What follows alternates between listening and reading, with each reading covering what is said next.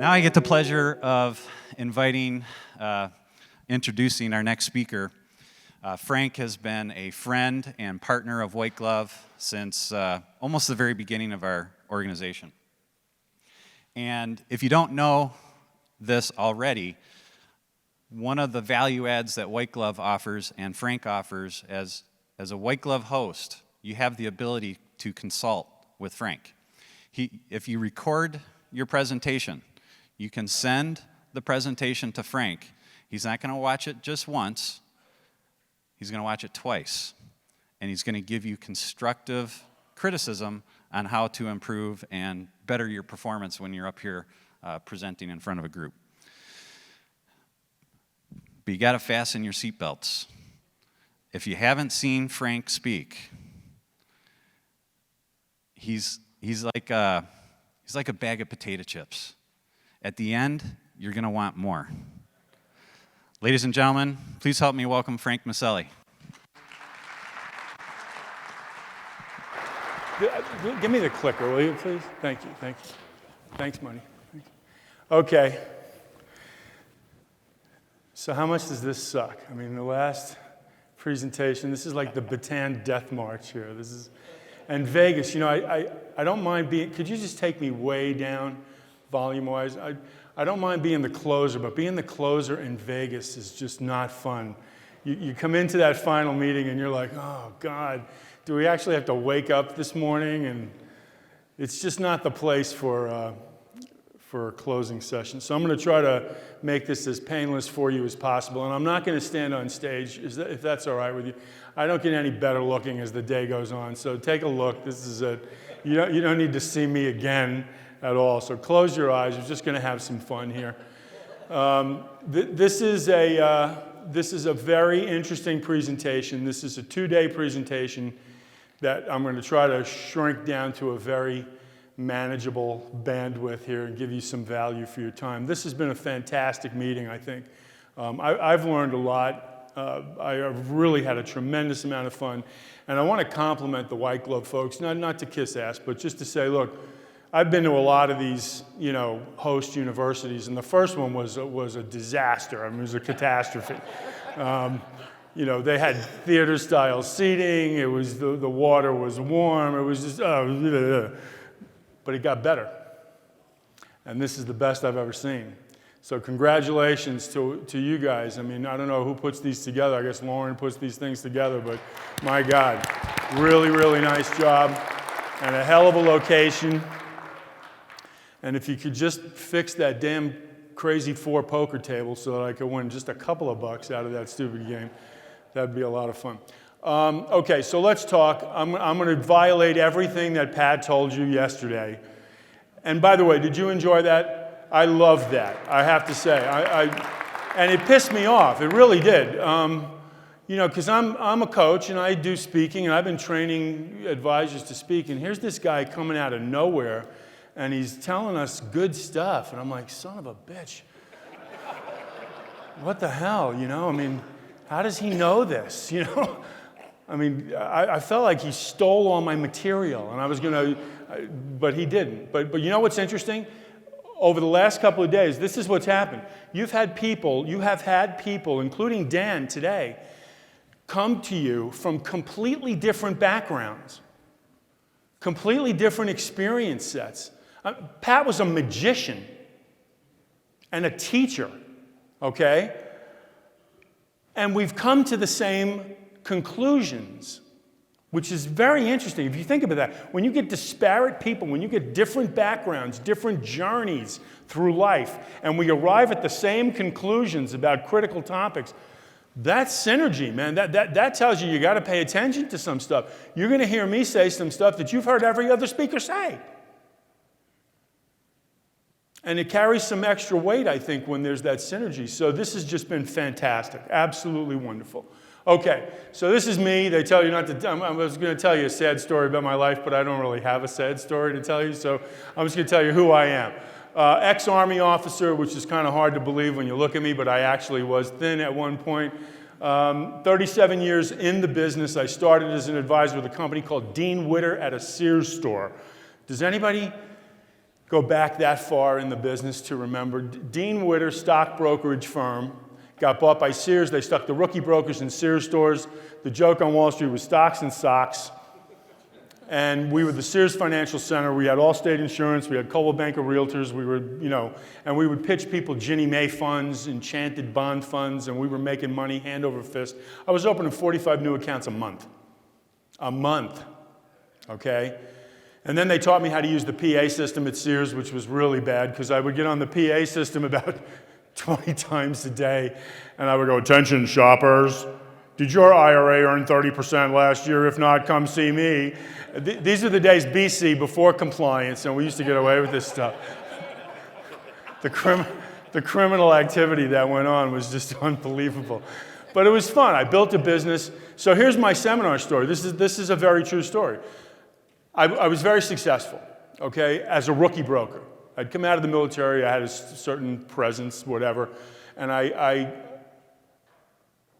was killing it. I was Rookie of the Year at Dean Witter my first 6 months in the business.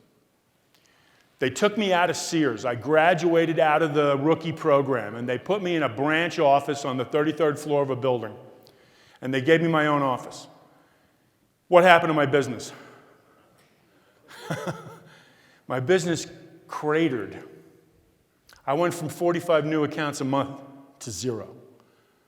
At the 12-month mark, 1 year in the business, my branch manager calls me in to his office and says, "Okay, what the hell happened to you? You were a superstar, and now you're a dog. You're stinking the place up. What are you doing?"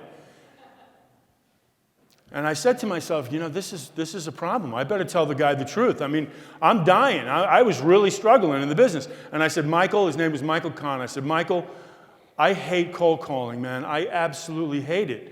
I think it's the stupidest thing in the world." And he says, "What are you talking about? I see you on the phone all day." And I said, "Well, as long as we're being totally honest here, whenever you come out of the office, I call my mother."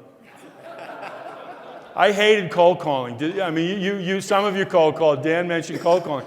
I hated cold calling. I thought it was really stupid to do, but that was all we had. We had the Bill Good telephone marketing system making 1,000 dials a day. I hated every minute of it. And he looked at me very seriously, and he says, "All right, close the door, sit down." I thought he was going to fire me. And instead of firing me, he turned my life around in one conversation. It was an epic moment in my life. And he sat me down and very seriously said, "Frank, look, we don't care if you cold call. We only tell you to cold call because it's free. We just want you to succeed. We want you to be successful. And you're too smart to not be successful. So here's my question." He says, "What do you love to do? Tell me what you love to do." And I thought for a minute, and I said, "Sears. I want to go back to Sears." He said, "Well, you can't go back. You're out of the program. What else do you love?" I said, "Nothing. I hate everything." Good thing to tell your manager. He says, "All right, listen to me. I want you to try something. Will you try it if I tell you?" I said, "I'll try anything. I'm dying." He says, "I want you to try a public seminar. I think you'd be really good at a public seminar." I'd never even seen a public seminar. I never saw anybody do a public seminar. I said, "All right, I'll give it a shot." He paid for my first public seminar. I did it at the Glen Burnie Library in Maryland. Anybody from Maryland? Glen Burnie Public Library, south of Baltimore. I got 30 people in the room. I opened 15 new accounts. It was like the hand of God. You know that painting on the Sistine Chapel? It was like this. The hand of God touched me, and somebody said, "You found your thing." And I went to him, and I'll never forget this. I went to him, and I said, "Are you sure that I'm allowed to do this? Because that was a hell of a lot of fun, man." He says, "Yep, keep going." And I did. I did 4,000 public seminars. I was doing 7 seminars a week. That's a lot, okay? I found something that I absolutely love doing. I love this more than anything in my life. And I'm going to caveat that anything with an asterisk to say I love my family. Yeah, all right, they're a pain in the ass is what they really are. But no, I do love my family, but I love this. I absolutely love this. And you may get some sense of this as we go on, that I've been waiting for 2 days to get up here and talk to you. It's just mind-boggling, very, very difficult. But I found something I was good at. I started public speaking as a child. I grew up in a Sicilian family. If you don't speak, you don't eat. And I ate plenty, okay? So I got really good at public speaking. I was college president. I would blah, blah, blah, blah, blah. So I found something I was good at. What I did not know was that I could make money doing it. And when I opened 15 new accounts my first time out of the box, I said, I can do this and make money. And then it was a snowball. And I've had a lot of fun doing this. And now all I do is I teach advisors how to do it. So that's why I'm here. Long story, short ending. There we go. Wrote a few books. Now here's the deal. You're going to get the books, okay? I'm going to show you how to get them. I don't sell books. I'm going to send you a PDF of any one of my books if you want them. White Glove has some of the seminar books here. I'm kind of out of those at this point. I'm going to have to get them reprinted. But bottom line is I will send everybody in this room who wants one a PDF of my 3 books. Some of you may not qualify for the under 40 book, but that's okay. Get it anyway because it's a lot of fun. Read it. Have a good time. The second book I wrote was on referrals. I love referrals. I think referrals, if you can master seminars and referrals, you're done. You know what I mean? You don't have another marketing concern for the rest of your life. The trick with referrals, and I'm not going to spend any time on this, I have a whole training program on this. The trick with referrals is that the techniques you've been taught suck really bad. And they make you look like a jackass when you do them, okay? I need your help to grow my business. I get paid 2 ways. Who else do you know that, when can we brainstorm? Oh, and the best technique, you know this. Our industry teaches when's the best time to ask for referrals. The best time to ask for referrals is when? As soon as you open the account, right? As soon as you open the account, you're supposed to say to the client, who else do you know? So watch this. This is exactly what that's like. What's your first name? Shelly. Shelly and I go out on a date. We meet on Match.com, on Christian Mingle, Farmers Only. Where did we? Tinder. I don't know. We met, okay? So we met. We go out on a first date. We have a fantastic first date. Walk into the door, Shelly, what a great night. Oh my God, I had a great time with you. This was a lot of fun. I would love to see you again, really. Hey, listen, before I let you go, do you know anyone else who might want to date me?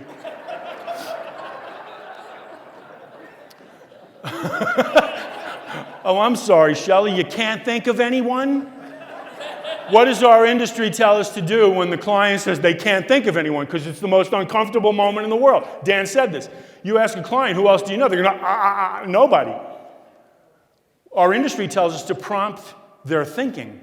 Shelly, how about women you work with? No? Anybody at the office? How about the gym? You go to the gym? No? Okay, nobody. Sisters, cousins, relatives, friends? No, all right. Anybody cuter than you might be interested? I'll tell you what, Shelly, on this sheet of paper, I would like you to list the 5 most beautiful women you know, and we're going to call them together, all right? You know, I mean, come on, Jesus, enough. So you got to learn some new stuff. I got new stuff. It'll change your world. It'll be a lot of fun. All right, so here we go. I create tools. You're going to get all the tools. I'm going to show you how to get the tools, massive amount of tools, and I am part of the White Glove team, and that's important. Because most of the stuff, the vast majority of stuff that I create is yours for the asking, okay?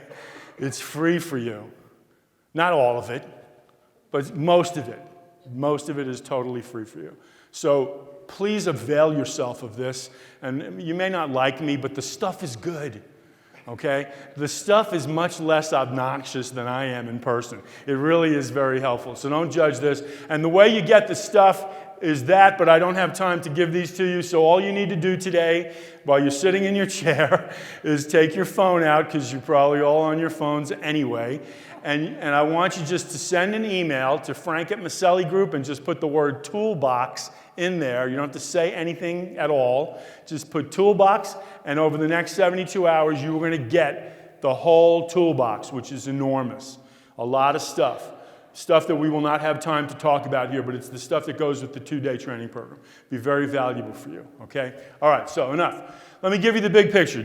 Wait, did everybody get that? Frank at MaselliGroup.com. Can't be any easier than that. Okay, good. Here we go. And if you want the PowerPoint, I'll give you the PowerPoint. You can have anything you want. It's all yours. So let me give you the big picture first, because I think this is important. We are in a massive evolutionary stage in our profession. True or not? Yes, true. Okay? But this is interesting because evolution is not a bad thing. In evolutions, some will disappear, but others will thrive. And I don't know what the hell that thing is, but it thrived, okay? The point is, an evolution is a good thing for a profession. It cleans out the profession. It changes the way the profession behaves. Now, that's a fascinating question. What an evolution is doing for our profession is it's preparing us for what's coming. There's a climate change afoot. And I'm not talking about climate change. I'm talking about in our world, there is a massive shift happening in our profession. And that's the future. I'm going to make the case for you very quickly. The future of our profession is unfreaking believable. How positive it is.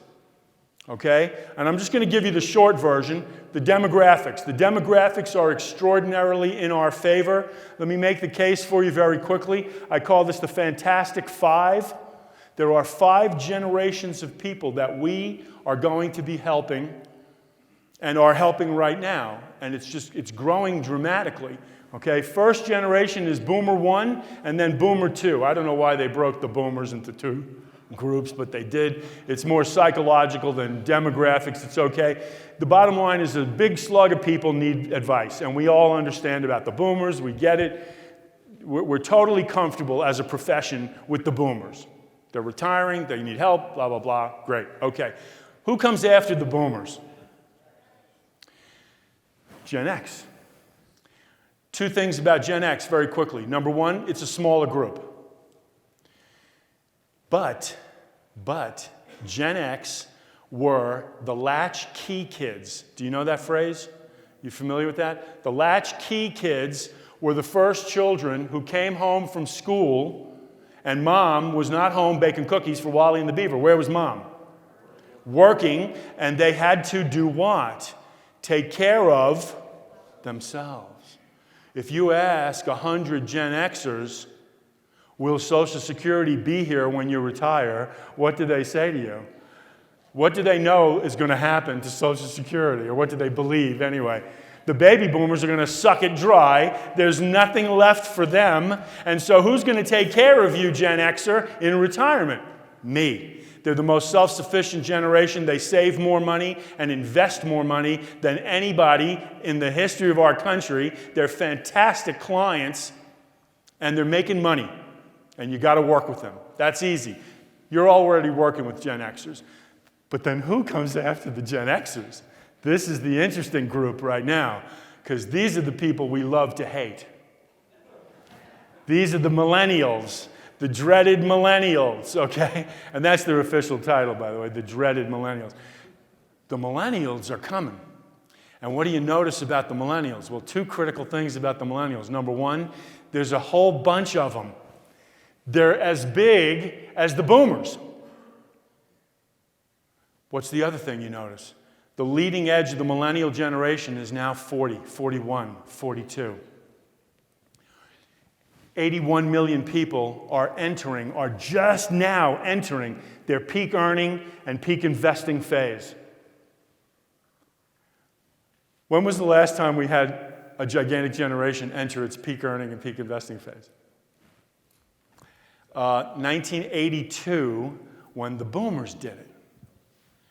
And the boomers took our industry on a sleigh ride that is unprecedented.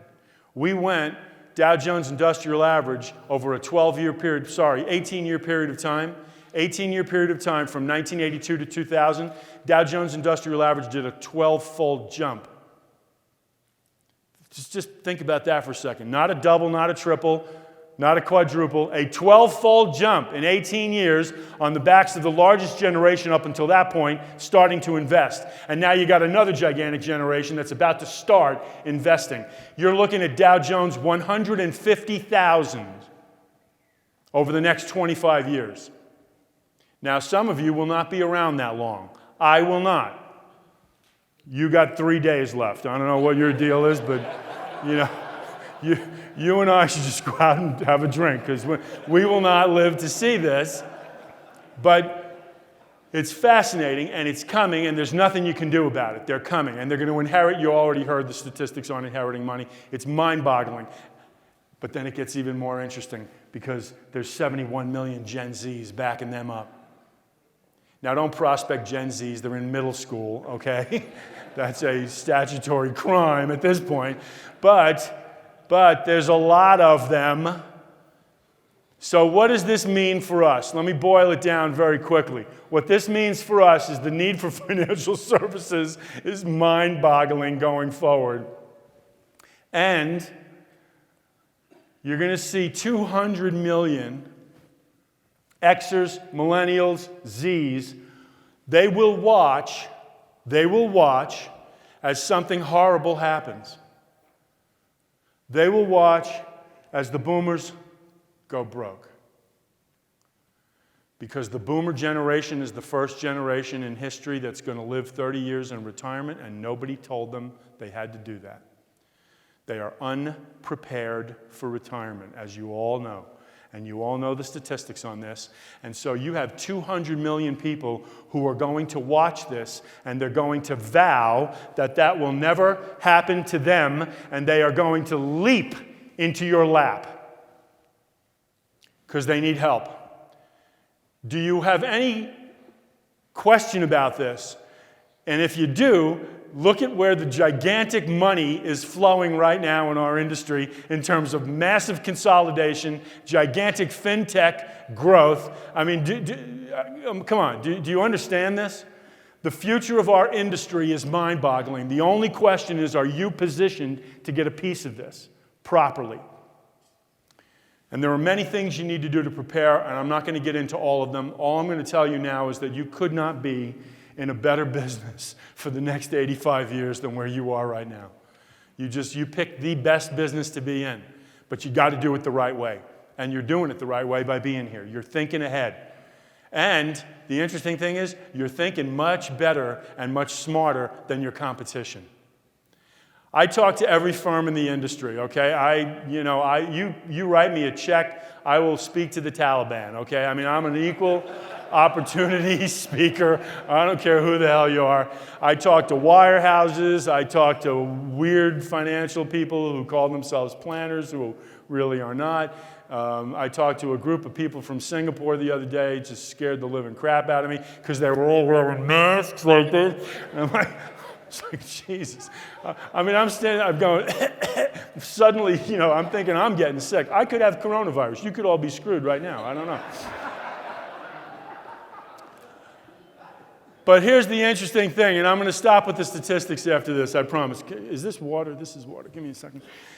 There is a window of opportunity that you have right now that you may not be aware of, but I am, because I talk to these folks. The people who have the most money in our industry are these 4 companies. These 4 companies are called wirehouses. Okay? They have so much assets. They have so much assets that it's hard to get your mind around it. And I'll just give you one statistic. You guys are independent financial advisors. Is that a good generalization? Does anybody come from one of these firms? Where are you? 18 months. Okay, you're at Wells. All right, so don't take this as an insult in any way. I don't mean it. Oh, okay, you became independent. You pick any one of these companies, any one of them. They have more assets under management than the top 75 independent firms combined. Okay? And the best part of this is they're doing no marketing. Zero marketing. Virtually zero. I won't say zero. You never say zero, okay? But virtually zero marketing. And the 2 reasons for that are a 12-year bull market and compliance. Compliance is kicking their ass. Compliance is about to put them out of business. Now, don't pray for that because Coke needs Pepsi. You don't want your competition to go out of business. But what I'm telling you is you've got a window of opportunity right now to get out there and market like you've never seen before in your lives and may never see again. Because this is interesting. Do you know what the fastest growing product line is at the wirehouses? Anybody? Loosely, I would call it the protection product line.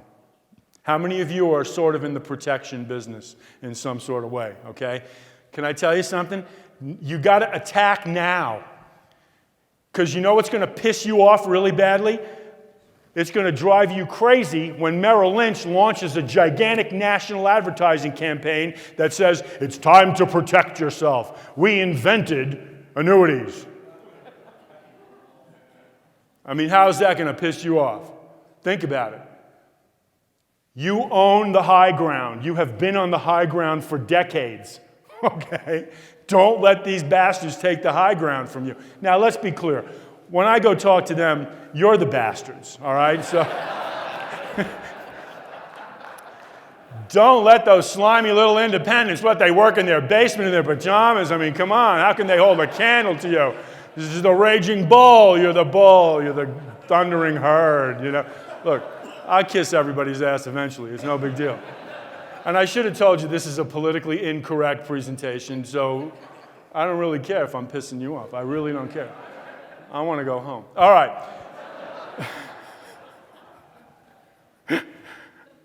You don't know what's waiting for me at home. You have no idea. My wife went to Tennessee for the weekend, and my daughter's in New York. My other daughter's in college. I got 2 freaking days with nothing to do, man. I'm going to be watching Star Trek and eating pizza for 3 days. It's going to be fantastic. Okay, so let's get tactical. You want to succeed? Yes. We need new ways of reaching out to people, sharing our story, and helping them succeed. All right? That's called prospecting. So let me get into this and let me help you. How do you feel when you hear the word prospecting? I think it causes pain. I think it causes stress and confusion and frustration and anxiety. And the reason for that is because you have been taught the same stuff that I've been taught, and it's wrong. You've been taught stuff like this, okay? No pain, no gain. It's a numbers game. Got to get a lot of no's to get one yes. You stop me if you've heard any of these, all right? This is very common in our industry. How about this one? But this is my favorite one. Get comfortable with massive rejection. I'm thinking, I don't want massive rejection. I mean, I came into this business from the military. I mean, as an Army, any ex-military, and some of you will know that. I mean, I was an Army officer. I walk into a room, 200 people stand up. That does something to your ego at some point. So I came into this business, and I'm like, why aren't they standing? Why is nobody standing for me? I'm Captain Maselli, you know. Okay, so bottom line is these things don't work anymore. They don't work anymore. They don't work for you at the stage of business that you're in. You're not going to do painful things. You're just not going to do it. We've reached a point in our careers where we don't have to do that anymore. Now, for the most part, if you're brand new in the business, then maybe you do need to sustain a little, a beating every now and then. But if you've been successful in the business, you're not going to be out there prospecting in painful ways. You're not going to do it. So you've got to find ways that make sense. The modern question is, can growing be fun? And the answer is, hell yes, it can be fun. It can be fun. There are many ways to grow a practice. This list is not complete, okay? This is what we teach in the advanced class. There's a lot of stuff that can work for you. I'm not saying workshops are the only thing. They're not the only thing. They're not, okay? There are many ways, but they are the best way to grow for those of you who love to do them. This is the trick. How many of you love, this is a stupid question. I mean, I know it's a stupid question going in. How many of you love to speak to people? I mean, you wouldn't be here. I mean, if you hated seminars, why would you be coming to the workshop? So I've already understand the audience here. And the fun thing is you're already pretty good at this, which is kind of scary in a way, because you're pretty good speakers. I mean, Steve DiLello here could kick all our asses, all right? I mean, it's great. Carl Wolf gets a 90% appointment ratio in Naples, Florida, with Social Security seminars. So we've got skill in the room here. I understand that. But for the most part, this is the best way to grow for many reasons, not the least of which is what's happening to our marketplace. People are coming out of the woodwork to learn for education. And that's what we've all been talking about for 2.5 days here. The public is coming our way. There's a gigantic shift out there where they want help and they're coming to learn. And if you can excel at helping them learn, you're going to do a tremendous amount of business. And some of you are already experiencing this, so I think you understand. Workshops are an ancient human ritual. This goes deep into our limbic memory. Gathering together to hear a story is something that human beings do naturally. It's something we're very comfortable with. We don't even understand why we do it, but we do it and we're good at it and we like doing it, and people are drawn to this gravitationally. They are the most powerful way to educate, inspire, unite, uplift people, and have fun doing it. And ultimately, and I don't have time to explain this, ultimately to save more lives. Because I don't think we're here to sell product. I think we're here to save people's lives. And I have a whole thing about being a financial lifeguard and what that means to stop selling and start saving lives. How many of you think you're still in a sales business? I mean, and I have nothing bad to say about selling. I understand selling. I get all the psychology behind it. But folks, we are a life-saving profession. And that's partly a metaphor, but it's partly reality. Metaphor is powerful, but reality is even more powerful, because if you are my financial advisor and you can come into my world and you can take the stress of money away from me, or at least mitigate or minimize that stress, guess what you've done for me? You've added 5 years to my life, 10 years to my life. What's one of the greatest stresses that people have? Money. Money. But I don't have to worry about it because I know you're worrying about it. Oh my God, you just did something very powerful for me. So this is not just a metaphor. This is reality. You have power beyond what you even are aware of. The most powerful helper profession in the world is who we are. We are not salespeople. Don't let anybody say that you're a salesperson, because you're not. I'm a lifesaver. And by the way, that lifeguard thing, you're at a cocktail party, give it a shot. Somebody says, what do you do? I did this a couple of years ago when I first rolled out my lifeguard thing, and this is the reality. They call it the elevator pitch, but it never happens on an elevator. Anybody asks you something on an elevator, just get the hell off as fast as you can. But it does happen at different locations. I'm at a cocktail party. I'm in line to get a drink. This is a charity event. Guy in front of me turns around and goes, so, Frank, what do you do? And I said, what the hell? Let me have some fun with this, right?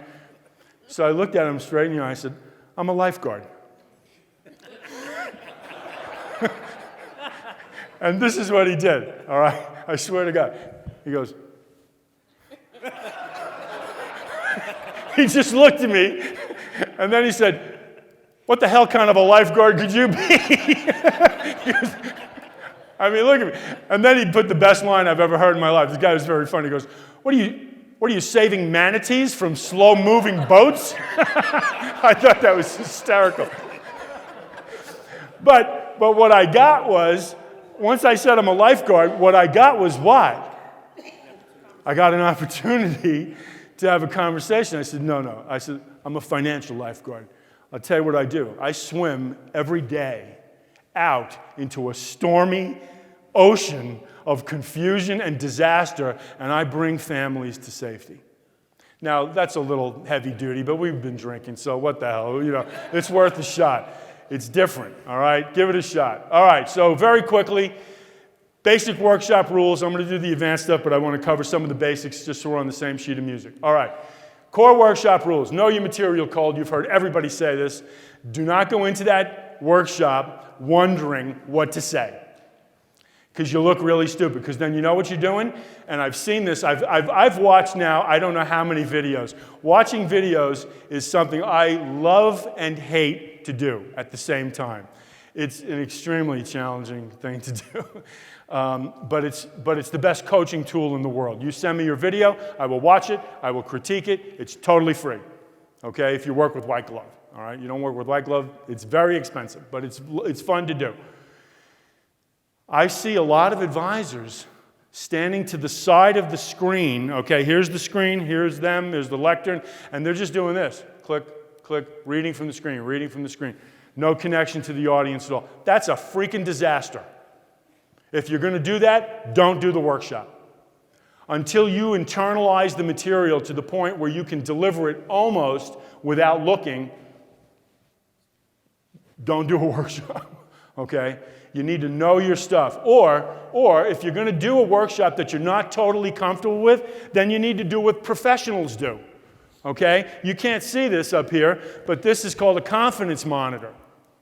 If I were standing behind the lectern, I could keep my eye contact on you, and out of the corner of my eye, I could see the confidence monitor. I wouldn't have to break eye contact. Why do you need to know your material? Because if you know your material, you can focus on who?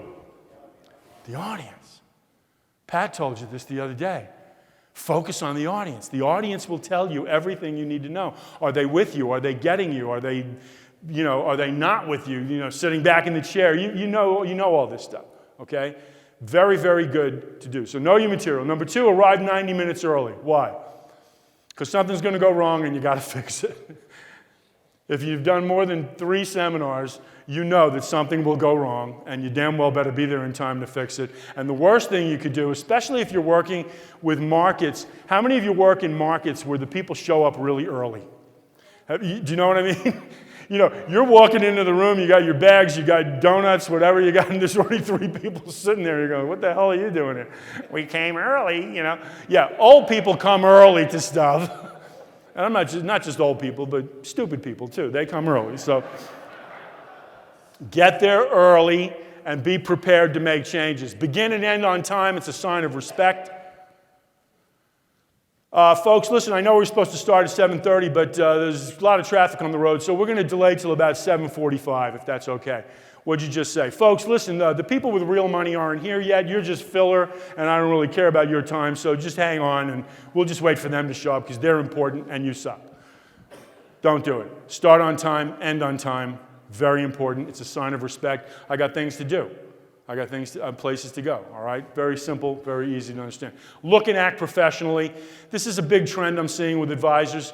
They're all going casual, and I don't have a problem with that. I guess the TED Talks have made us all believe that we can wear pajamas and get up in front of everybody and speak now. I think it's a mistake. I think as a financial professional, if you're going to give a presentation, you wear a suit and tie. But I'm kind of old school. And so I'll leave that up to you, but all I'm going to suggest to you is that if I want people to write me 6- and 7-figure checks, I want to look like somebody who deserves a 6- or 7-figure check. You come in a golf shirt, I don't know, maybe I'm wrong. Maybe we're just so used to seeing really, really rich people dressed casually. Well, fine. When you make as much money as they do, wear a t-shirt. I don't care. Who's the stupid kid that does the thing, Facebook? What's his stupid name? Who? Zuckerberg. Yeah, I wouldn't know him if I tripped over him. But the bottom line, what does he wear? T-shirts or hoodies. Well, great. He's worth $700 billion. He's not asking anybody to open an account with him. Do you know what I mean? You are. And the people in that room need to respect you. So men, I say suit and tie, at the very least sport jacket. At the very least, I'd wear a sport jacket.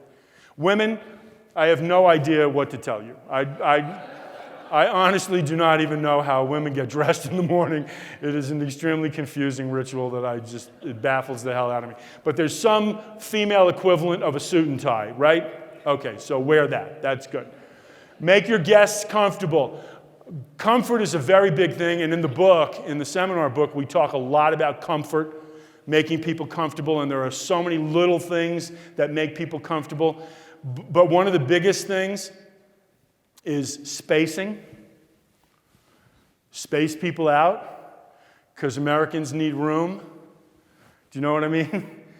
Think about it. Look around the room, and you will notice, if you pay attention to this stuff, that for the most part, unless 2 people are intimately connected or close friends in some way, we've spread out, haven't we? There's a gap between almost everybody. The worst thing you could do is to seat people very closely together. You got 40 people coming, you set up 40 chairs, and now everybody has to sit in Southwest Airlines middle seat, which is not a good thing. So spread people out. Have food, not dinners, but something to eat. You got to have something to eat. Those were great cookies, by the way. Did you get a cookie? Those are Bellagio cookies, man. I'm taking a tray of those suckers home. They'll be gone before anybody gets home. All right, so Make your guests comfortable. I say Kind bars and Fiji water because it's upscale and it's relatively healthy and it's individually wrapped. Now, an advisor said to me, Frank, I use something other. I use smart water because I want to make them smart. Love it. Very clever. Do it. That's all I need to do. I don't need to feed the masses anymore. And by the way, I've done hundreds and hundreds of dinner, lunches, breakfasts. I have no problem feeding people. But you get a different crowd when you're just doing educational workshops. Has anybody noticed that? Some of you have done lots and lots of dinner workshops, okay? And how many times have you noticed people like at the third or fourth or fifth steak dinner? I used to do seminars in Florida, which is plate liquor central. Do you know the term plate liquor? Yeah, if you've ever done a seminar, you know what a plate liquor is.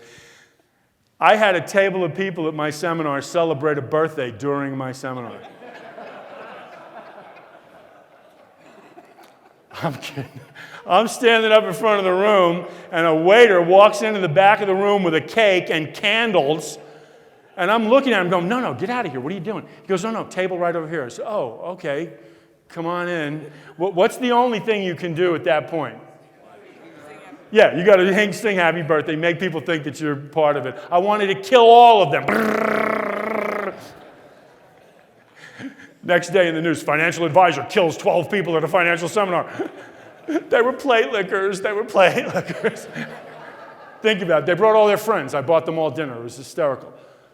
We don't need to do that. People are coming to the library to learn. They're coming to learn, not to eat. It's a whole new world. It's a lot of fun. This is fantastic. Okay, keep it simple. I think that's simple enough. Prepare for tech failure. Things could crap out on you. I've had the computer die. I've had the monitor die. You got to be prepared. If tech failure dies, you got to be able to deliver, and you should learn how to draw stuff on a whiteboard if you can, because you're going to still need to carry on, all right? They need you to be there.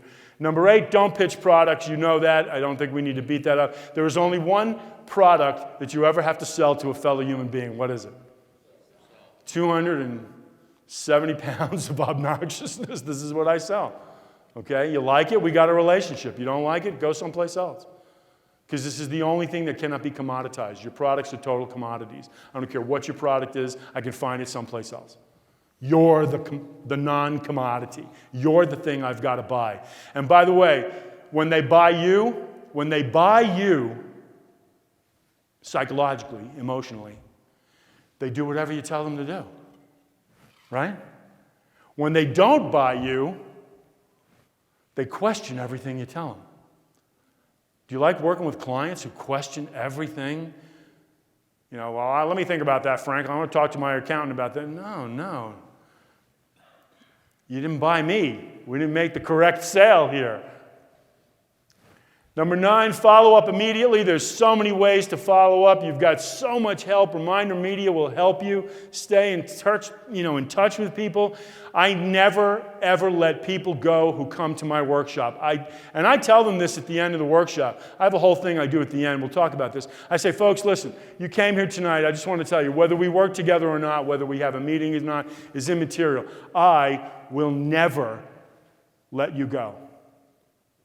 Now, that doesn't mean I'm going to show up at your door and I'm going to, call you every week. No, that's not what I mean. What I mean is this. Some of you have an advisor. Some of you are in good position right now. You're happy. You've learned some stuff tonight. That's great. I will always be there for you. If something happens to your advisor or if something changes in your world and if suddenly you need help and guidance, you reach out to me and I will be there for you. It's a positive thing, not a negative thing. How many times, those of you who've been doing this a while, how many times has somebody reached out to you from a workshop 3-4 years ago and said, Frank, you don't remember me, but I came to one of your workshops and my broker just moved to a different firm and I'm just not comfortable with this and they gave me some rookie broker and, when can we talk? Oh my God, 3 years ago. I don't remember you from Adam, but we're going to get together. Oh, a lot of fun. Don't ever let them go. Put them on a slow drip, but stay with them. And finally, have some fun. Greatest fun in the world is getting up in front of people, man. It truly is, and I think you understand that. Let the audience see that you're enjoying it. Audience wants to believe that you're having a good time. This is not a party, okay? It's not a comedy club, but it is fun, and it needs to be fun. Because when they see you having fun, they think you're really good at what you do, and they bond to that. Subliminally, they bond to that. Okay, those are the basics.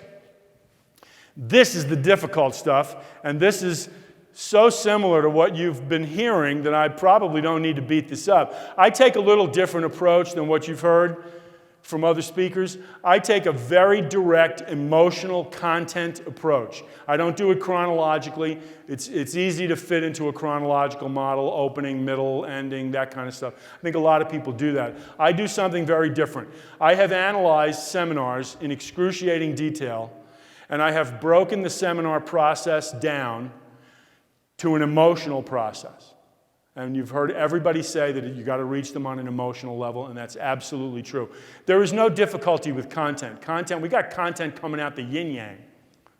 We got more content than we know what to do with. Too many of the workshops we have are too content-heavy already. You could cut the content by 75% and do more business rather than less business, in my opinion. Now, that's a carefully honed opinion over time, but the reality is the more content you deliver, how much can the audience absorb?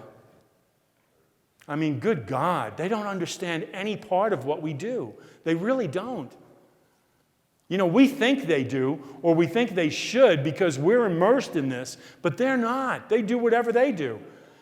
They can only absorb about 10% of the content, the technology, the investment stuff, and the rest of the time, they're trying to make a decision about you.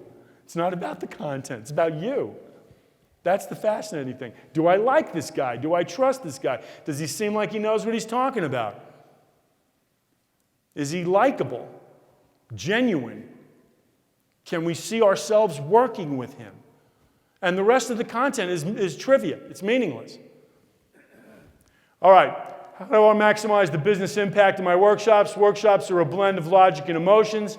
This is the best quote I've ever heard from somebody who knows nothing about our business. This is Carl Jung, the great psychoanalyst. He said, emotion is the chief source of all becoming conscious. There can be no transforming of darkness into light or of apathy into movement without emotion. I mean, this is the essence of what we're talking about. You can't get somebody to care about something or to pay attention to something, which is darkness into light, and you can't get somebody to take action on something until you get their emotions engaged, and everybody has reinforced that over the last 2 days. A workshop is a journey of emotions. These are the masters of emotion, and you can learn a tremendous amount from these folks. I mean, Hollywood and other forms of entertainment have mastered this psychology of getting people to feel stuff. And I don't know what your favorite movie is. I haven't seen any of the modern movies. I did see the weird one, Parasite. Did you see Parasite? It was very weird. It had some emotional content to it, but I didn't really bond to Parasite. I don't like subtitles. I couldn't stay.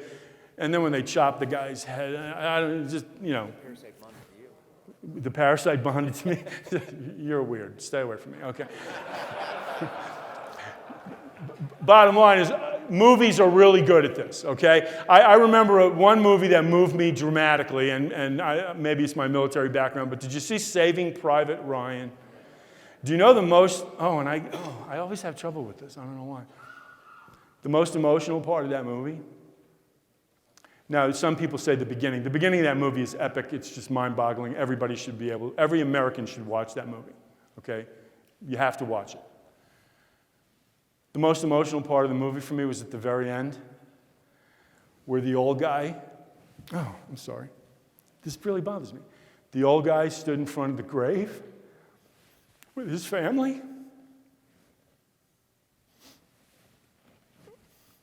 You know the scene, okay? You know the scene. All right, so you have a tougher job than Hollywood. Hollywood's not asking people to write checks at the end of the movie. You are. You are. And so that's a tougher job. There are 9 emotions that you got to hit. These are the 9 emotions. Number 1, you got to get people to like you. That's really stupid, but it's very important. And of the 9 emotions, if you don't hit this one, the other 8 will not help you. And I'm going to list these for you. We're going to talk about them briefly. In the book, we tell you exactly how to hit them. It's not enough just to list them. I want you to be able to evoke them. I want you to have the mechanical structure, the delivery techniques to be able to create these emotions. That's the whole thing that I teach. It's not just what they are. How do you get there? That's the key part. Okay? So number 1, like. Number 2 is understanding. Understanding is emotional. People want to understand.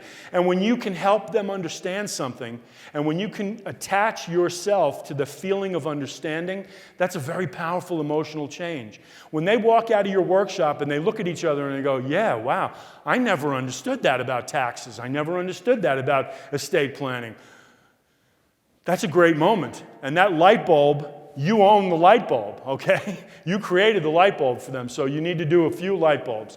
Respect. You can't do business with people unless they respect you. There are certain techniques to use to create respect and to keep it during the body of the seminar and to make sure that that audience understands that you're a professional.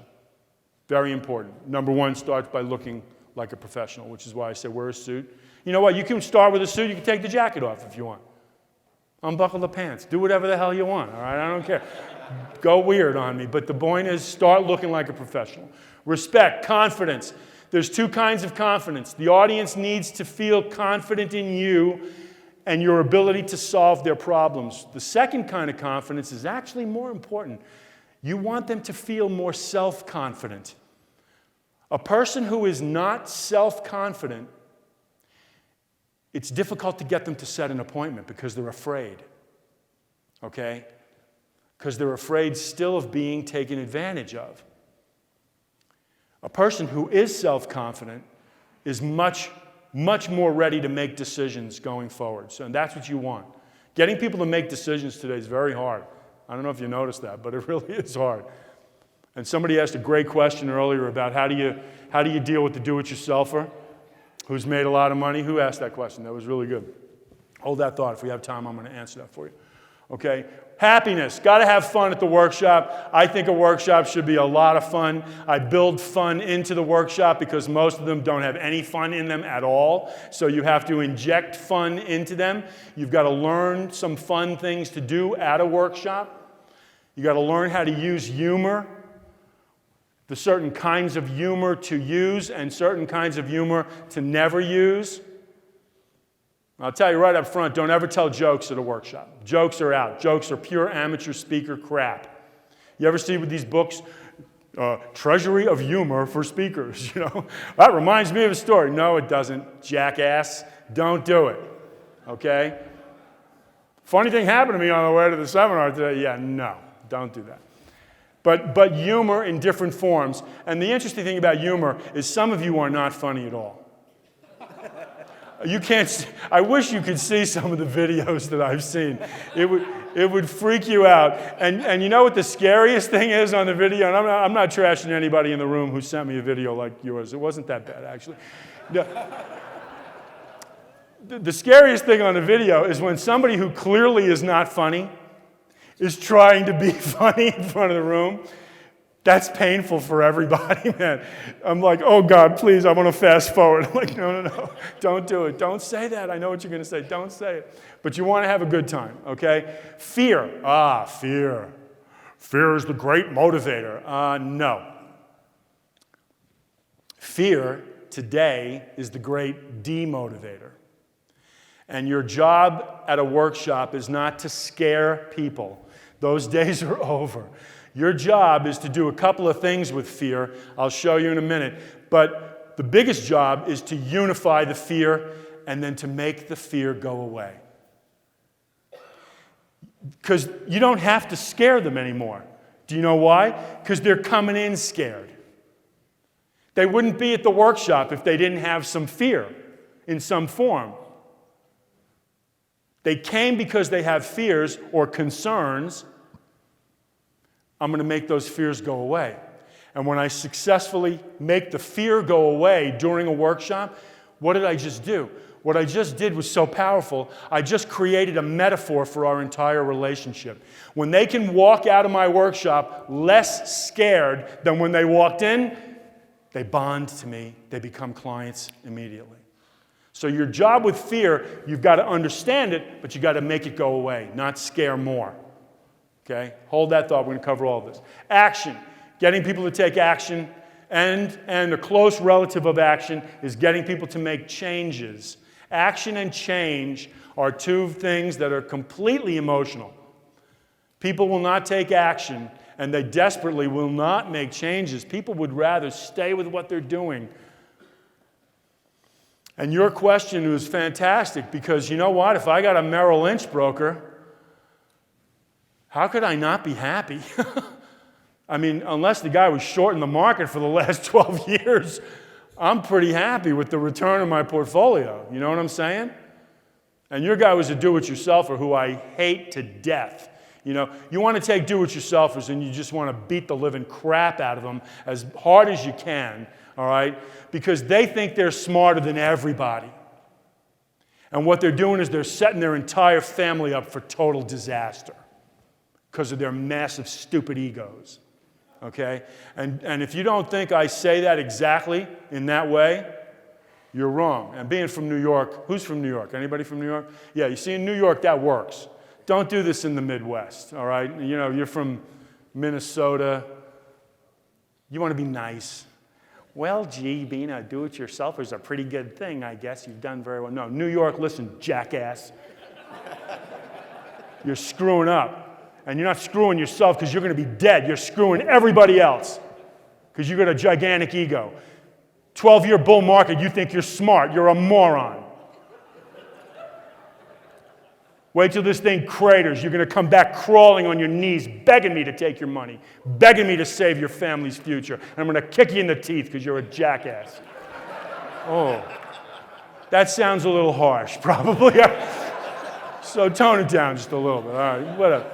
God, I'm so violent. What can I tell you? The final emotion. Don't you just want to do that sometimes, though? Be honest. All right. Final emotion is enthusiasm. You got to have it. You got to feel it. You got to be energized. You get up in front of that room. It is showtime, baby. Let's go.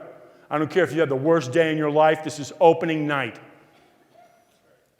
I used to be an actor many, many years ago.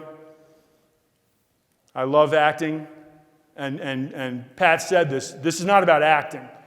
I don't encourage people to take acting lessons for one exception. I don't want you to pretend to be anybody else. But what actors learn that nobody else knows in the world is how to create emotion and how to deliver something, how to deliver a line with impact, how to move the right time, how to make eye contact, how to pause, how to use drama. That's why you study acting. That's why this is a great tool. I'm going to teach you acting techniques that only actors learn. And I'm not talking about Hollywood actors, because Hollywood is not acting. Do you understand that? Anybody ever do theater of any kind? Stage theater, you know, college, high school, whatever. Stage is acting. This is stage. Hollywood is stupid. Hollywood is camera focuses on you, you say 3 things, everybody goes home for the day, okay? That's not acting. And you ask any professional actor, when they really want to hone their chops, where do they go? They go to Broadway. Theater.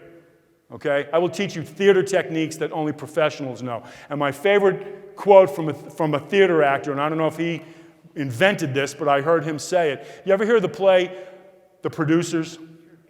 Funny, you know, if you've ever seen the show, it's a hysterically funny show. And on Broadway, Nathan Lane and Matthew Broderick were in The Producers. Nathan Lane, very hysterical. Nathan Lane plays Max Bialystock in The Producers. And somebody asked him at the 900th show, 900 shows, every night. Nathan, how do you get excited about the 900th show, man? You got to be tired. And he looked at him and he said, this is my 900th show, but this is their first. That's what professionals do, okay? That's what professionals do. You get up in front of that room, you slap yourself in the face, and you become a professional.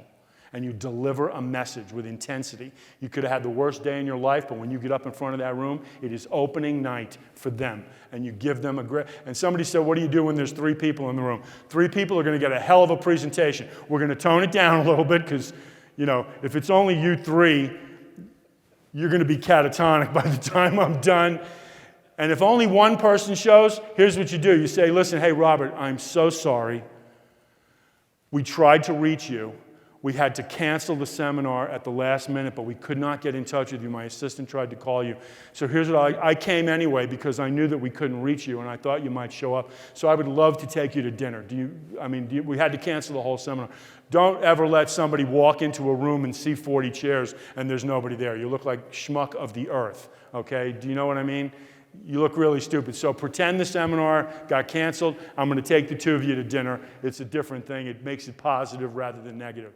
So hold on to that. The acronym for these 9 emotions is lurch face. It's hard to remember 9 things, but it's easier to remember an acronym, and images are really good because that's lurch. And if you don't know who lurch is, then you're too young to manage my money. See, how old? What are you, like 11 years old? Good God. Oh, my God. He's a baby. Look, is that your son? No. No. Do you want him to be your son? Are you friends? Or because why are you sitting together? You're sitting very close together for people who don't know each other. Okay. You're scaring me here. I mean, this is Vegas, but what the hell? And if you are young, how many of you are young? How many of you are legitimately under 40? Anybody under 30? Under 30? Really? Oh, that's good. You don't look that young, but that's good. Under 30? No, it's good. I mean, under 30, let me tell you something. You're under 30 and you're giving a presentation, and Mason gave that presentation on estate planning this morning. Did you see that this morning? But he killed it. Oh, my God. He killed it. And he's a young guy. I mean, I'm guessing he's under 30. I don't know. But but boy, did he deliver with professionalism and confidence, and his voice never wavered. I mean, the age thing can go away. But I want you to read the 40 Tips book because there's some tricks in there. There's some things you got to say to people. Because if a bunch of 60-year-olds, 70-year-olds show up to your workshop and you come out looking like Opie Taylor, and the fact that you don't know who Opie Taylor is disqualifies you, okay? You know, the immediate reaction from an older audience is, what could this kid possibly know? I'm going to show you how to blow them away. You're going to blow them away. The age thing will dissipate within seconds. And they're going to go, oh my God, I want this young guy on my team. Okay, very, very powerful. Okay, so lurch face, there's lurch. Master presenters ask, what do I want people to feel? How can I tap into, enhance, or generate those emotions? And then how can I control the flow of emotions to lead them to action? Because the journey has a destination. The destination is the appointment. And actually beyond the appointment, because what I'm going to do at the workshop, what you're going to learn how to do at the workshop is so powerful that the first appointment is a fait accompli. The first appointment is a love fest, not a grilling. I don't want a grilling. I don't want a Q&A session. I don't want a, well, we'll think about it. I don't want any of that. I want you coming in totally in love with me. And you can do that at the workshop, okay? All right, this is the emotional evaluation. You will get this in the toolbox. When you get it, take a good hard look at it. Be honest, fill it out, send it to me. Scan it with your phone, send it to me, and we have a basis for a nice coaching conversation that I think will help you. These are the 9 emotions, and I threw in the power close just to give you some other things to think about, okay? And what time are we done? Will somebody tell me what time we're done, please? I have 30 minutes? Okay. Are you okay? Everybody all right? All right. I'm going to pick up the pace.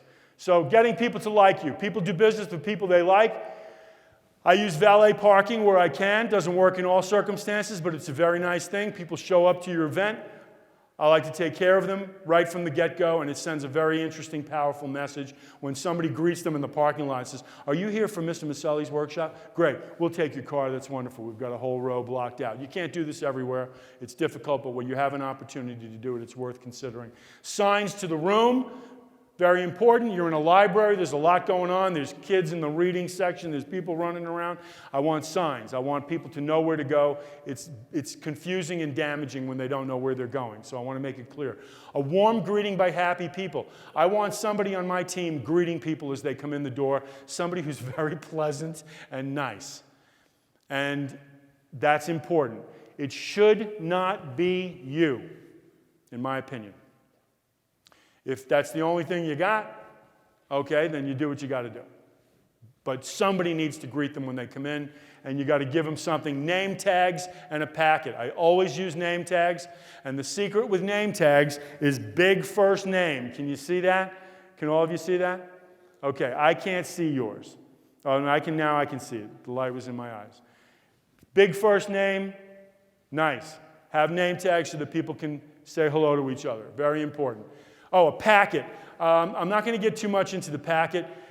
In many of the workshops that you'll do with White Glove, they give you materials to give out at the beginning. That's great. I would augment that with a couple of things that I will show you if we have time. You'll get some of them in the downloads. One of them is called the PPI, the Personal Profile Interview. It's massively powerful, and you'll get some samples of this in the toolbox. So hold that thought, but it's really useful. And it's non-salesy. You don't want to put sales stuff. These are not sales literature things, okay? Because that's not what you're doing here. But it's a nice tool that will enhance your credibility. Escort to the table, that's a little formal. Introductions. Introductions means introducing people to each other, okay? To the other attendees, not to you, to each other, so that they bond, they connect, they have a conversation. Doesn't always work, but where it can work, you should try it. Food and drinks preset, that's given. I've said that. Don't ever do a workshop without something to eat. I come into your workshop, there's nothing to eat, you're pissing me off. Facility won't let us have anything, any snacks. Find another facility. Case closed. Okay? Or bring them in anyway and tell them to go screw themselves. Yeah. Better to beg forgiveness than ask permission. You know what I'm saying? Okay. Humor. Got to use humor. I'm going to talk about it in a separate context because it's a whole discussion and it is very difficult. But humor relaxes people. It really enhances the quality of your total presentation. It's a very, very powerful tool, but it's complicated. Let's talk about understanding very quickly. Understanding, first I use the hourglass structure. The hourglass structure is a construct for the workshop, and it's a construct for every subtopic within the workshop. Now, this is a little tricky. You are not creating these workshops yourself. You're being given a workshop that's been created.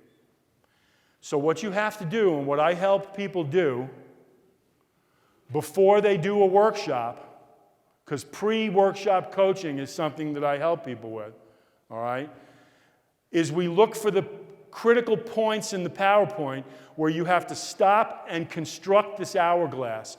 Because in my opinion, many of these PowerPoints are very jump into the numbers.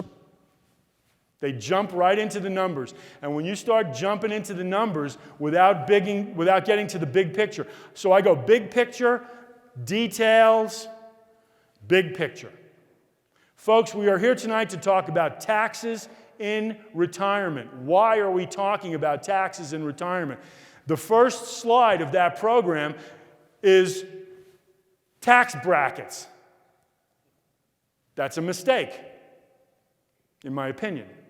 Okay? So what I teach you to do is before you even go click on the first slide, you say, why are we here tonight? Why are we talking about taxes in retirement? How many of you have done or are doing the taxes in retirement seminar? It's a fantastic seminar. You'll make a lot of money doing it. You'll help a lot of people. But the first thing I say is, let me tell you why we're talking about this. Because this seems like a really stupid topic. For 75 years, financial advisors have been telling clients that when they retire, their taxes are going to go down. That makes sense, right? Your income gets cut. You're not working anymore. Of course, your taxes are going to drop. Well, let me tell you something. For the first time in history, that's not true anymore.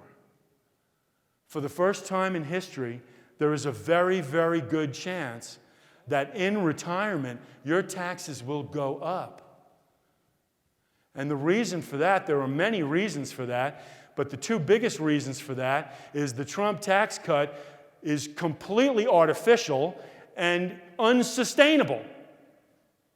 And not only is it unsustainable, but it's scheduled to end. It's already got an end date in there because they knew it was unsustainable when they put it in there. That's number one. So taxes right now are the lowest they've ever been, and the lowest they will ever be for the rest of your life. That's number one. Number two is the government is broke, and they're looking for money, and they're looking for pools of money to tax. And guess what they just did with the Secure Act? Okay? The government is looking for pools of money. Who's got the biggest chunk of money in America right now? You do. Retirees. There's $40 trillion in retirement accounts, and it took the government about 2 milliseconds to sniff that out. And so the first thing they did with the Secure Act is they said no more stretch IRAs. Do you know what I'm talking about? Your kids used to be able to take the money that you worked your ass off for and preserve it over their lifetime, and now they got to pay the government back within 10 years. The government says we're collecting on our loan right now. Now, I haven't said anything about tax brackets, have I? But what I've done is I've set the stage. Oh my God, now they're ready to learn about taxes and retirement. Simple techniques like that, folks. Dramatic but powerful. Now you can talk about the numbers and you can get into the details. But now they're ready. They're ready to learn. You go right into the numbers, they're lost. You're going to lose the whole platoon of Boy Scouts right there. They're gone in the woods, okay? Logical flow, you need an agenda, you need a structure, visual builds. This is my biggest pet peeve, and I don't know how to do this, but I'm going to just suggest to you that if you're going to do workshops, you need to learn a little bit about PowerPoint. And don't ever trash PowerPoint in my presence. PowerPoint is the greatest tool known to mankind if you know how to use it, okay? You're going to need to learn a little bit about PowerPoint, and what I would immediately do with the workshop that you're given a PowerPoint, I would go in and I would create visual builds throughout the entire presentation. A visual build means that one thing comes up at a time. See what I'm doing here? This is called a text build. What's the opposite of a visual build? The opposite is everything comes up at once. And when everything comes up at once, you lose the audience. They don't know what to focus on. Now, with a build, I can control you, okay? In fact, let's go back. You understand what I'm saying? To do this is child's play. Child's play. They don't give it to you that way because they know that most advisors are not really comfortable clicking. You're not comfortable enough with the material, so they don't want to screw you up because you're expecting everything to appear at once. So I understand why they do it. I totally get it. They're building for a massive audience. I'm going to teach you how to become a professional person with this, okay? Very important. Analogies. Analogies are really nice. This is the analogy, hourglass structure, all right? This is a visual build. Oh, is it? No. This is visual throw-up. Okay?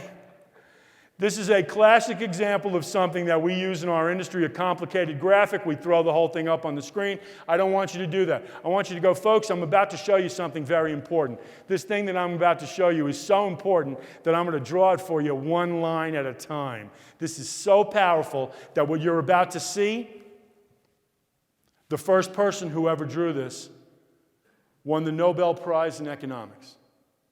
Okay? You ready? You ready to learn? You want to learn something? Get your pens out. Here we go.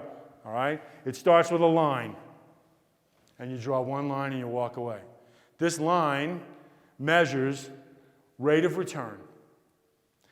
And then what I'm going to do, and I'm saving it for the sake of time, you don't need to see this whole thing. I'm going to literally draw this thing one line at a time.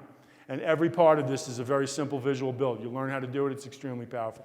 And then I get to this part, wait, go back. I go, this is common sense. The more return you want, the more risk you must take. Isn't that right? Everybody knows that. That's totally common sense. Okay. The line does not go straight, ladies and gentlemen. The line curves. And the guy who drew the curve won the Nobel Prize in economics. It goes against common sense. Do you mean to tell me that I can get a higher return and a lower risk at the same time? And the answer is yes. When you use asset classes that are not correlated, you can get a higher return and a lower risk at the same time. That's Nobel Prize stuff, okay? The audience is eating this up. No one has ever shown them this before. But you're teaching it to them in a very controlled way. All right, so that's good.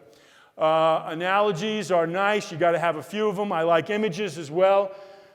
I made more money with this picture, and then I made even more money with this plastic model than anything you could imagine. I used to teach investing. I mean, that's my thing. I come from the investment world, so my best seminars were investment-oriented.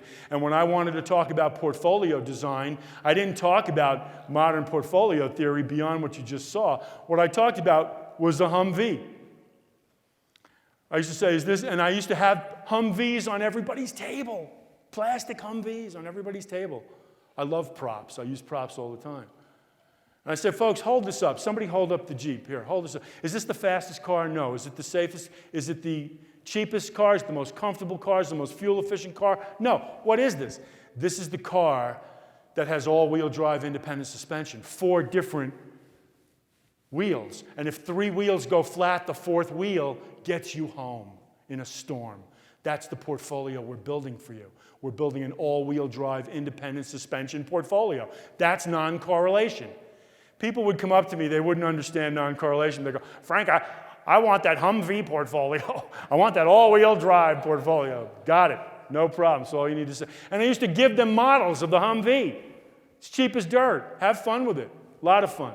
And I also love the bucket plan, the freaking bucket plan. Holy crap. Do you like the bucket plan? Is that the simplest but most powerful? And by the way, just in case you don't know, and I'm guessing you know this, the bucket plan, they didn't invent the bucket plan. The bucket plan is what institutional investors have been doing for 100 years. You understand that? The biggest investors in the world, gigantic pension plans, gigantic foundations, have been using a bucket strategy for the last 100 years. This is now taking that genius strategy, that professional investing strategy, and making it understandable to human beings. It's so powerful. But I use real buckets. Did he tell you about the buckets yesterday? Did Jason talk about the bucket? Did he actually have buckets? No. I have buckets. I go to Walmart and I buy buckets.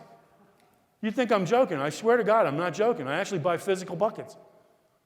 And if you want to have some real fun, you give out the buckets at the end of the presentation. You go buy 100 buckets. You think I'm crazy. They're going to love taking the bucket home. It's going to have your name on it. I know you think I'm stupid, but I'm really not. You just got to believe me, okay? Respect. So capture and keep respect, the teacher image. Listen, I'm going to do this for the sake of time.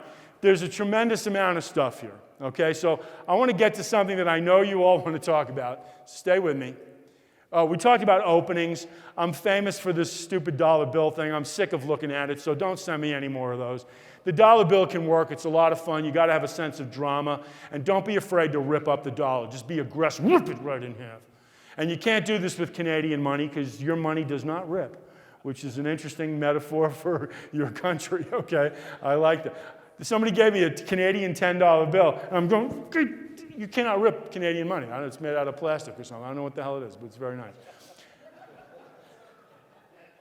Somebody does this, and I forget I was talking to you, but somebody does this with a candy bar, a payday bar. Who's my payday guy? Yeah, beautiful, genius. Get a large one of those large payday bars, and you break the bar. Okay, I like that. If you don't want to rip a dollar, there's many ways to get that message across. I like the never before opening. I got another one that I'm working on, the history opening. It's a lot of good stuff. Openings are important. Openings and closings are very important. The one thing that I disagreed yesterday with Pat on was the story. And I want to be very careful about this because I'm not trashing what he said in any way. I am in nearly complete, total alignment with everything he said. I thought what he said was beautiful, brilliant, and it really did make me angry that somebody else was saying it, frankly. So That's a good sign, by the way. When a speaker gets jealous of another speaker, that actually means he was pretty damn good. I don't like the personal story thing. And maybe that's because I'm from New York. If I'm sitting in the room and an advisor gets up there and starts telling me this really long personal story about something that happened in their lives, I'm okay with about 15 seconds of that. And then I'm going to go, all right, I'm not here to hear about your story. I'm here to learn something about my story. Now, that's just me. I know there's another coach out there, Bo Eason, somebody. Have anybody heard? He's telling people to do these intense personal stories. And I'm like, you know what? I'm sorry, but in a financial context, to me, that's a little off-putting. But this is a style decision.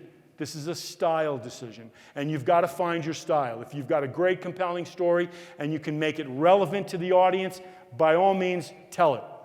But if it's all about you and it has no relevance to the audience or the meeting that you're giving, I would say let's find something else to do, because I think you're going to piss people like me off. I guarantee it. I guarantee it. But what can I tell you? It's different strokes for different folks. Okay, so let me get to the close. This is important. Oh, this is the PPI. You're going to see this in the downloads. Take a look at it. It's a fantastic thing to put in your kit. It really works. Okay. Skip. Good God, there's too much stuff. I thought I was going to have too much time, and I really have too little time. If you do want to tell stories, take a listen to my podcast and the white paper on storytelling.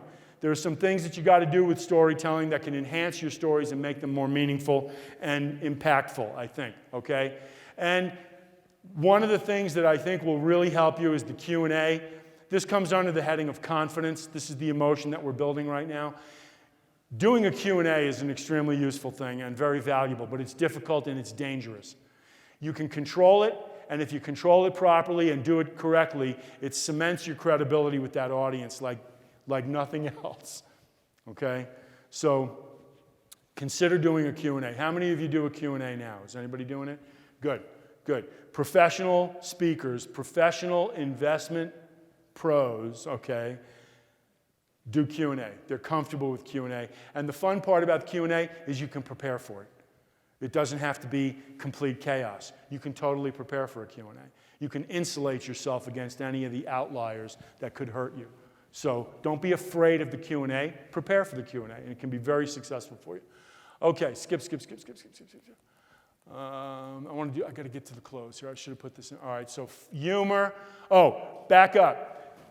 One of the fun things I build into my seminars that doesn't exist in the seminars, I have a PowerPoint called The Price Was Right.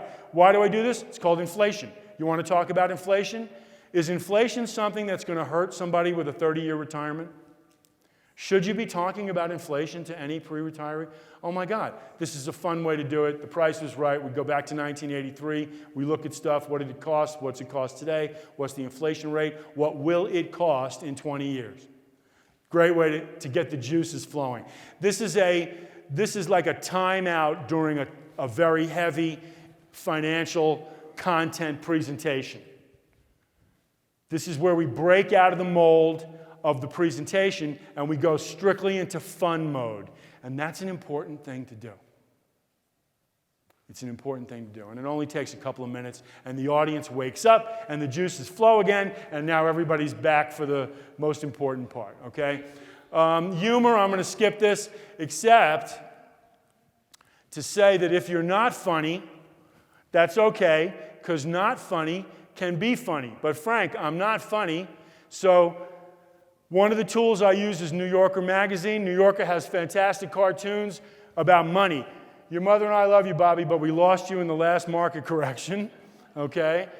I won't be able to handle your account anymore as it suddenly appears you're a small investor. That's good. And my favorite one, to quote my broker, past results are no guarantee of future performance. Just by if you have the driest, most boring presentation in the world, you can throw a few cartoons in, and it makes you seem funny even though you had nothing to do with these cartoons. It's just a way of artificially injecting humor. Now, artificial humor has a certain value, but it's not the most valuable one. Let's be honest. The most valuable one is natural humor that you create yourself in front of the room or you tap into in front of the room. All right? And we'll teach you how to do some of those humor things. Humor is tricky. Humor is subjective. Humor is personal. And humor is very stylistic. And if you're really, really not funny, don't try to be funny, but make not funny fun. How do you do that? You go get Nerf balls. You've seen a Nerf ball, right? Okay? Again, props. I love props. And you hand out Nerf balls at the beginning of the workshop, and you say to them, folks, listen, before we get too much into the workshop tonight, I want to caution you. I'm a CPA. I'm an attorney. I have immersed myself in the numbers of this profession, and I know the details, the nuances, the subtleties. But the problem with that is I am boring as toast. So here's the deal. I'm cautioning you in advance. This is likely to get in the weeds. But if I get too in the weeds, I want you to hit me with a Nerf ball. Okay? So your job is, if I'm boring and if I'm losing you, or if you're falling asleep before your head hits the table, throw the Nerf ball at me.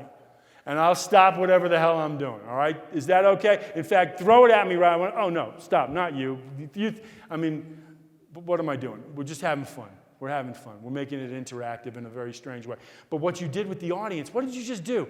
I'm a CPA. I immerse myself in the details. I really know the nuances, but I'm really boring. What did you just do? You gave yourself massive credibility, and you endeared yourself to the audience by saying, I know I'm not funny because I'm a freaking genius. Okay? But it was a sort of an offhanded way of saying I'm a genius. I'm so smart that I'm boring. And the audience loves you even though you are boring as hell. So that's okay. Fear, I'm skipping. All right, so boom, boom, boom, boom, boom. Action. Oh, my God. I didn't think there was too much here. Sorry. I want to get to the close because I know everybody's concerned about the close. Oh, we're going to teach you dramatic techniques, vocal variety, pace, pitch, tone, inflection, volume. How do you say certain things? How do you work on your dramatic technique? Very good stuff. Okay. Setting more appointments. Good God, we're here. All right. You gotta watch the video. Number one, we've got a complete video training thing on this. It's called the New Power Close. Watch it. I've given this more thought than almost any single subject in the workshop complex because this is an important part. You want to set appointments? You do this. It works like crazy. It's a lot of fun, and it can be adapted for any style or any workshop you're doing. All right. Consists of two parts. It's called the appointment close and the emotional close. Pat said this yesterday. You want to end with emotions. Very, very important, and I'll show you specifically what emotions to hit. So the appointment close, and we'll skip this. I talk about the appointment, I give them something to look forward to, and I make it very easy for them to say yes right there at the workshop. I want appointments now, not tomorrow, not I forgot to bring my calendar, not I want to think about everything. I want them now, right now. I want to set appointments right there at the workshop. That's when they are more in love with you, theoretically, than they ever will be. So you want to strike while the iron is hot. Give them something to look forward to. I say, you get a chance to talk. I want to listen. You'll learn some new ideas that we can't talk about here. If you haven't seen the script, this is all scripted out for you. I've got a complete script for all of this. I've done the whole training thing for you. So you've got all of this accessible. All right, make it easy to say yes. I don't have my calendar. I have an answer for that. I want to think about everything. I have an answer for that. It's very simple. All right. How about this one? I already have an advisor. Yes, of course you have an advisor. Everybody has an advisor. I've got the logical argument, which is I'm a specialist, and then I've got the emotional argument, which is you have an advisor, but somehow you came to my workshop tonight. And the reason you came to my workshop is because subconsciously you know you need something. Subconsciously. You're not even consciously aware of it. You came because you need something. And I got a whole script for that. And by the way, when you say subconscious, they can't argue with you anymore because it's subconscious. You know? No, you don't even know why you came. People used to say to me at the end of my seminars, and if you've ever done the dinners, I love the dinners. People say, Frank, I just came for the food. And I said, no, you didn't. Well, no, I did. It was steak, Ruth's Chris, steak. No, and I said, listen, no. You think you came for the food. You did not need me to buy you a steak dinner. You're successful. You came tonight because something inside you said you need help. Something inside you said that you're not getting the right advice. Something inside you said, go find somebody you can trust. I mean, think about what I'm saying here. You didn't need a steak dinner. Now, as much as they might want to argue with you, I'm complimenting them in a way. No, I'm poor and I really did need food. No, that's not what they're going to say. I'm reaching them on a different level. This is all psychology and emotions, folks. A lot of fun. How about, the other one is I don't have enough money. I don't think I have enough money for, and my answer at the workshop is, look, I don't care if you got 2 nickels to rub together. I don't care if you're flat broke. I'm going to give you an hour of my time and I will help you. I promise you I will help you. It's not about the money. We don't do these seminars about the money. We do these seminars to help people, and if you have no money, then you really need to come see me. So I take the money thing away. I don't want people thinking they're not wealthy enough to come see me. I will devote an hour of my time to anybody. Now, beyond that, I can't help you anymore. Go get a job, you loser. But I'm not going to say that, all right? You got a 24-hour window to follow up, and then we talk about the first appointment. The appointment is fun. I have a very specific process for this. We'll teach you all about the appointment. I think it's very useful. I do a very different appointment. I do not do a financial, physical on the first appointment. I have found that people come to that first appointment and the barriers are still up. So I take that first appointment. I just want to get to know people. And I think you've heard some other people talk about this today. So listen, I have, let me see where I am here. Hang on a second. This is a piece you're going to get in the downloads. It's the 12-question psychological interview. I use this on the appointment. It's very emotional. It's very psychological. And all I know is that when I get them broken down to talk about themselves, the second appointment, I'm getting them as a client. And I never give solutions on the first appointment. I never give solutions on the first appointment. Well, what do you think we ought to do? You know what? I don't know yet. I honestly don't know yet. I think you need to make some changes, and I think you need to protect yourself in some way, but we're going to need to take a little more time, and quite frankly, Robert, I'm not really sure that you're the right client for me. What? Do you know what you do when you take somebody and you say, I'm sorry, you don't qualify? What'd you just do? You made them want you. Think about this. Because, folks, how many of you have to work with anybody that comes in the door? Do you know what I'm saying? You don't. You've reached a point in your career where you can be more selective than them. How many of you ever worked with somebody just because they had money and you found out that they were assholes? Do you want any more of those? No. The first appointment is for me to get to know you as well as you to get to know me. And I'm not taking on any jerks. I'm just not doing it. So think about it. It's for your benefit as well. Okay. You're going to get active listening. You're going to get the master class. Let me tell you about the master class, then we'll open this up for questions. I'm doing a master's class. And after I heard Pat yesterday, it really pissed me off. I went back to my room and I said, I am raising the price on my master class. Because I'm a jerk. So here's the thing. I'm not raising the price. It's $1,500. Teams are $1,000 each. Assistant can come for free. It's going to be 2 days in Charlotte, North Carolina. I picked Charlotte because it's the perfect time of year to come to Charlotte, and you can get there from anywhere, and I'm going to train the living crap out of you. It's going to be incredible. You're going to have fun, and then we're going to go play golf because Charlotte in April is golf weather, so bring your sticks if you play, and we'll have some fun. But think about it, and I'm keeping it at $1,500 because what the hell? It's not about the money. I swear to you, I don't care about the money. And I would not do this instead of his program. I might go to his program. It's a lot of money, but I might go, all right? No, I mean, it was a lot of money. It struck me as a lot of money. But the guy was good, for Christ's sake. He was good, and he got to the same exact place that I got, and he doesn't know me from Adam. So he's at least as smart as I am, which really pisses me off because, 37 years in the business, I didn't think anybody knew what I knew. I thought I was the smartest guy in the world. And here he is. He's every bit as smart as me. So there you go. All right. What do you want to know? Ask me anything. We got about, I don't know, like 2 seconds. What do you want to know? Go. Oh, your question. Do it yourself. Let me do this with you. It's a very direct question, and it's an important question. But a do-it-yourselfer, I do basically what I showed you, is I break them down and I say, look, bull market. Sure, you're a do-it-yourselfer. Absolutely. 12 years screaming bull market. Of course you are. When the spaghetti hits the fan, you are not equipped to steer this boat. I'm a captain who has seen 7 bear markets. Okay?